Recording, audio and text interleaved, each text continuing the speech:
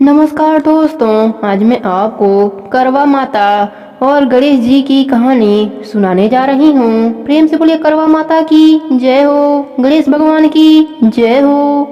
बहुत पुरानी बात है। एक राज्य में एक राजा रहते थे। उस राजा को शिकार खेलने का बड़ा शौक था। वह दूर दूर जंगलों में जाकर शिकार खेला करते थे। रानी बड़ा ही धार्मिक थी। वह पूजा पाठ करती और नगर के जरूरतमंद लोगों को दान पुण्य करती।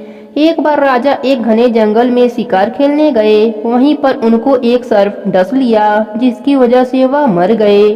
इधर रानी राजा का इंतजार करती रही। इसी तरह 3 माह बीत गए पर राजा नहीं आए। राजा की तलाश में रानी ने अपने एक दासी को साथ लिया और राजा की तलाश में निकल गई। खोजते खोजते वह उसी स्थान पर पहुंच गई जहां पर राजा का शव था। रानी राजा का शव पकड़कर जोर जोर से रोने लगी और चौथ माता से अपने सुहाग को मांगने लगी। कुछ समय बाद छोटी चौथ माता आईं और बोली, पुत्री, मेरे हाथ में नहीं है तुम्हारे पति को जीवित करना। रानी चौथ माता के पैर पकड़ लिया और रोने लगी। बोली, माता, कोई तो उपाय होगा जिससे मेरे पति जीवित हो सकें। चौथ माता ने कहा, हाँ पुत्री, अगर बड़ी चौथ माता तुम पर प्रसन्न हो जाएं तो तुम्हारा सुहाग तुम्हें लौटा सकती हैं। रानी ने कहा, माता, मुझे क्या करना होगा? तब छोटी चौथ माता ने कहा, पुत्री, तुम्हें यहीं पर एक झोपड़ी बनाकर रहना होगा। तुम हर चौथ का व्रत निर्जला करना और चौथ माता के साथ में गणेश जी, चंद्रमा जी का पूजन करना और तुम्हारे पति पर जो दूब जम गया है उसे रोज एक दूब उखाड़ना और गणेश भगवान पर अर्पित कर देना। इससे गणेश भगवान प्रसन्न हो जाएंगे और चौथ माता से आग्रह करेंगे तुम्हारे पति को जीवित करने के लिए। इतना कहकर चौथ माता अंतर ध्यान हो गयीं।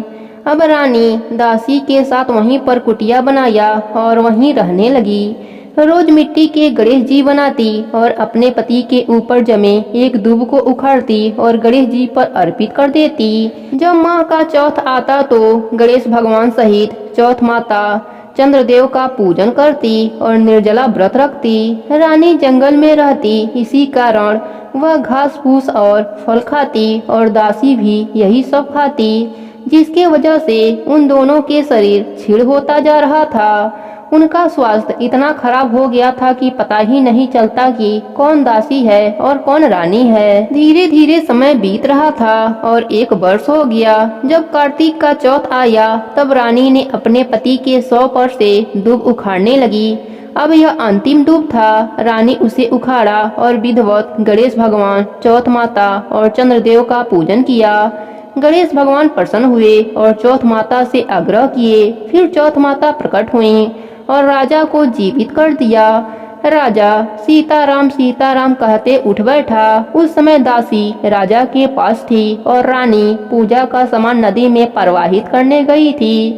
राजा ने कहा, तुम कौन हो और मैं यहाँ पर कैसे हूँ? दासी ने मौके का फायदा उठाते हुए कहा, राजन, मैं आपकी रानी हूँ और आप यहाँ 1 साल से मृत्यु पड़े थे। मैंने व्रत पूजा करके आपका शेष जीवन भगवान से मांगा है।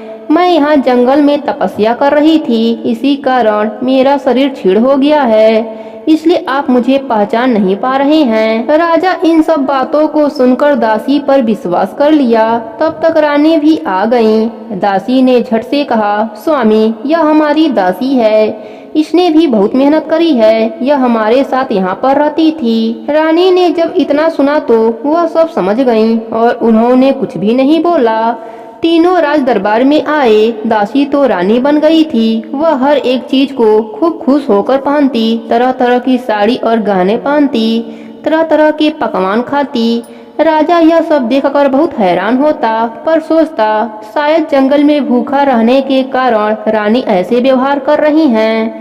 एक दिन राजा कहीं बाहर जा रहे थे, तब दासी बनी रानी से पूछे, तुम्हें क्या चाहिए, बता दो, मैं ले आऊंगा।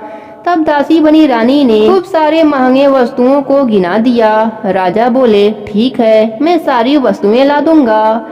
फिर रानी बनी दासी के पास गए और पूछे, दासी, तुमको भी कुछ चाहिए हो तो बोलो।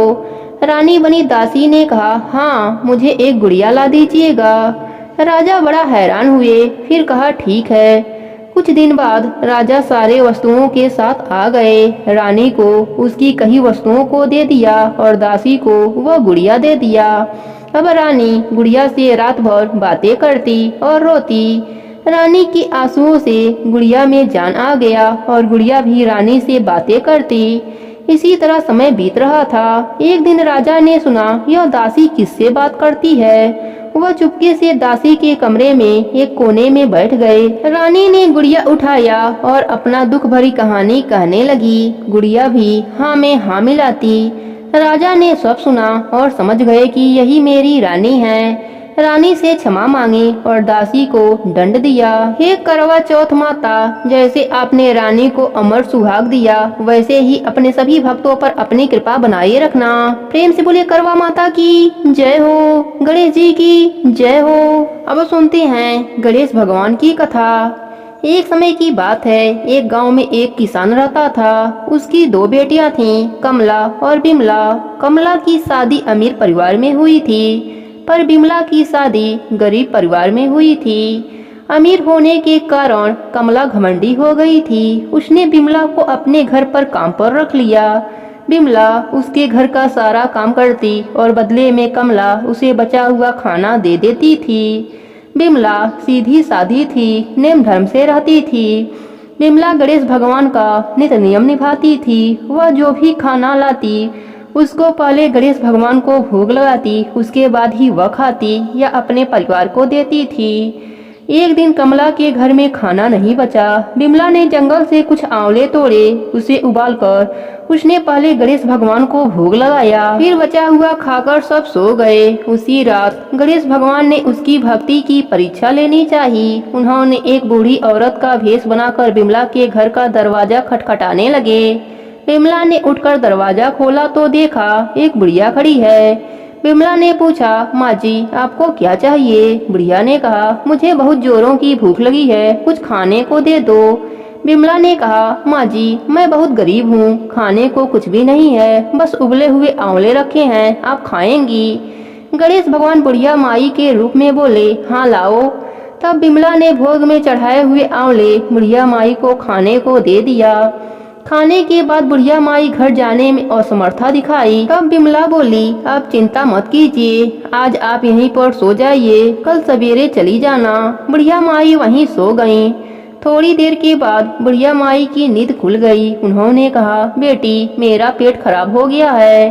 बिमला ने कहा, आप अंधेरे में कहाँ जाएंगी, यहीं किसी कोने में निपट लीजिए और अपना हाथ मेरे बालों में पोंछ लीजिए, सुबह उठकर मैं साफ कर लूंगी। बुढ़िया माई ने वैसा ही किया।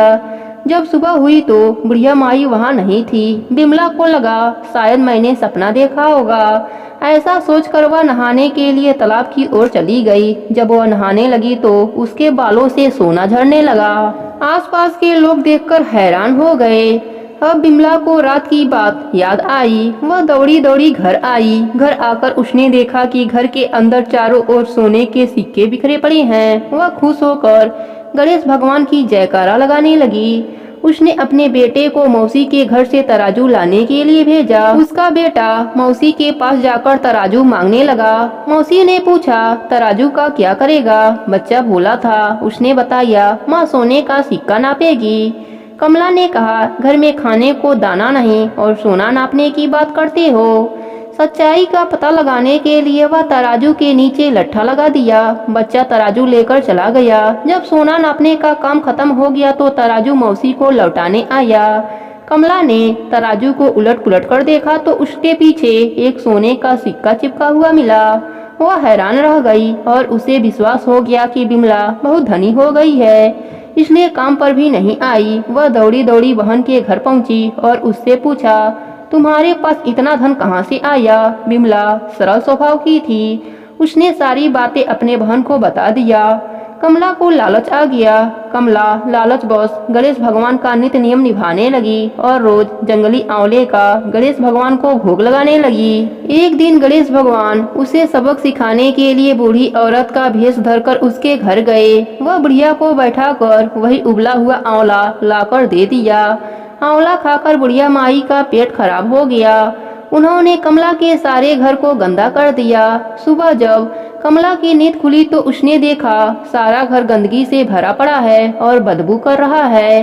कमला गंदगी को साफ करने लगी पर गंदगी बढ़ती ही जा रही थी। वह परेशान होकर बिमला के घर गई।